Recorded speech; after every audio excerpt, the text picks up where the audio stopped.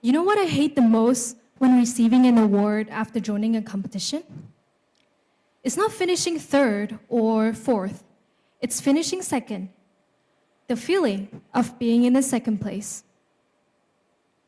A 1995 study analyzed facial expressions of Olympic athletes, and surprisingly, bronze medalists often appeared significantly happier compared to silver medalists. Why? Silver medalists tend to compare themselves with the gold medal, the one they almost had. And the same psychological phenomenon doesn't just happen in sports. It also happens in our daily lives, especially when we try to figure out what we want to do with our future. In the beginning of 11th grade, I was forced to make the biggest decision in my life. Choose a career path, choose a group of subjects in order for me to follow in the future. And I was like, what? I mean, I'm only 16. How am I supposed to know what I like to do? I still need to explore new things, try new experiences in order to understand myself. However, the school informed me that I was the only one left in class who still have no clear direction in the future at all. So guess my reaction? Happy? Excited? It terrifies me. I took dozens of online career tests. I asked AI, I asked my friends, family members, even my mentor, even Kian or Huang Ang.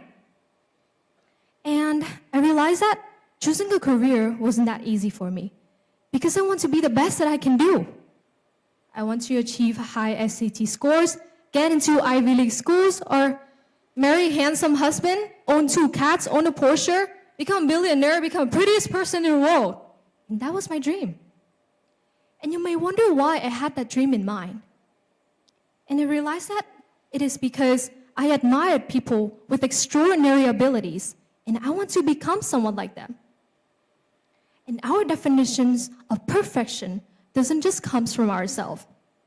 It also comes from our environments.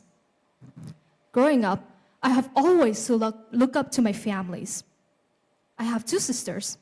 My older sister now currently lives in Japan, learning a master's degree in business management.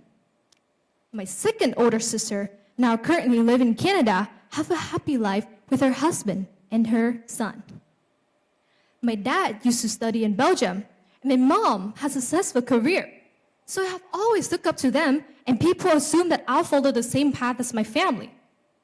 And gradually, it became an invisible burden I carried without realizing it.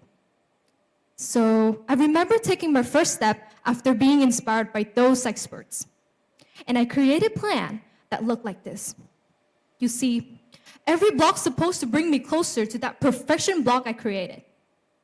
And I believed that over time, I would keep improving until I finally reached the destinations that I create. However, this is the reality. I faced some troubles.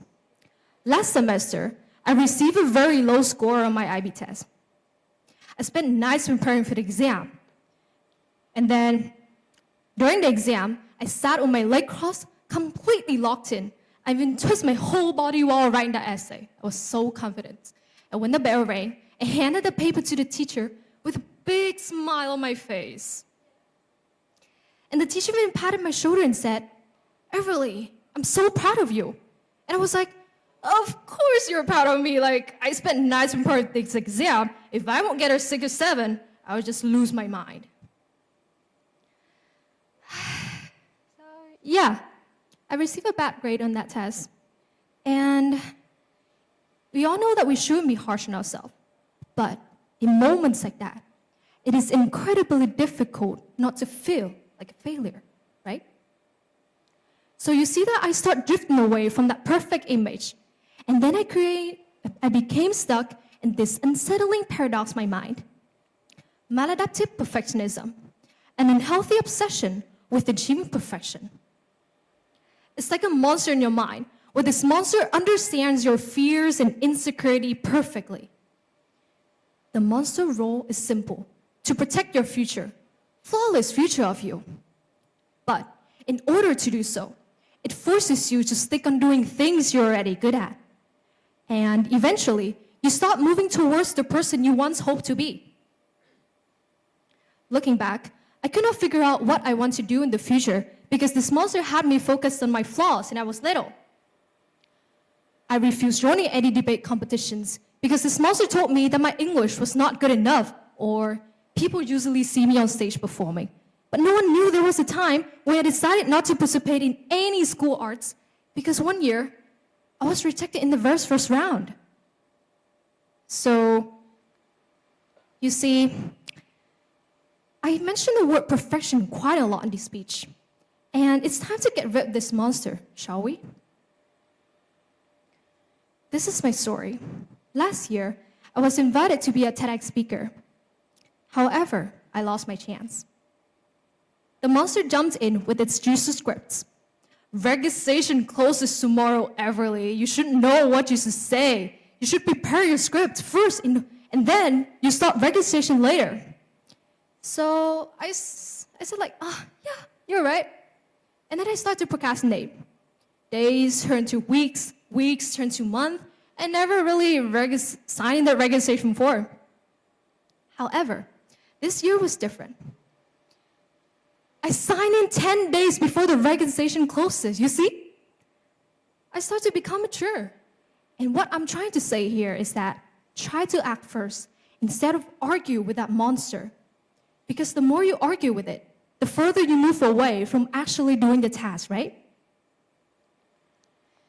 Healthy Gamer Gigi once said, procrastinate on making others people happy, and start doing the work instead. And it's true. We might quit later, but at least we start. And we must know that failure is inevitable. The more you engage with it, the more your mind will shift and understand and accept that it is okay to fail.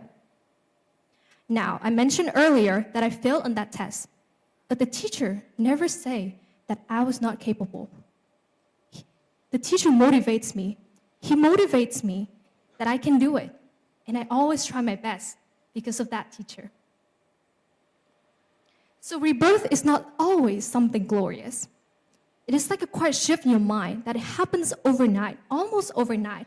Not spectacular, but deeply transformative, like a small crack at the end of a tunnel where the first light enters. Imperfection do not sabotage our future. It reveals our story of progress and efforts. Each of us has a different crack. Different crack has a different shape, just like each of us had a different journey. And that is precisely what makes us beautiful human, right? Perfect is not about becoming perfect. It is allowing yourself to grow imperfectly. Thank you.